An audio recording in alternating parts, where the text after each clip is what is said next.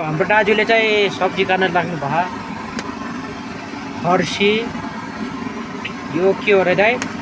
बैंगन नेपालमा बैंगन भन्छ भेन्टी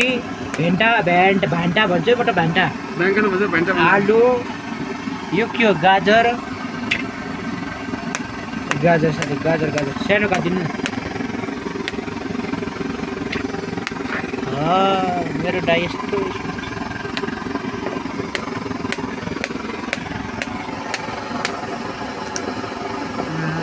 मिठो दाइले पनि खानुभयो मिठो छ दाइ के बनाउने हो दाइ यो बनाउनु के बनाउने रे भेज बिरयानी मेरो दाजुले र यस्तरी मिठो खाना पकाउदिनुहुन्छ क्या तर के गर्ने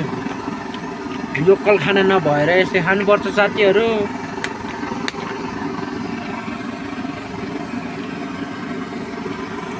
यो पनि धेरै राम्रो चिज हो यो को खानुपर्छ यो कत्तु नेपालको जस्तो होइन नि त जे भने यो इन्डिया भयो नेपालको त्यो भने एकदम राम्रो छ खानासँग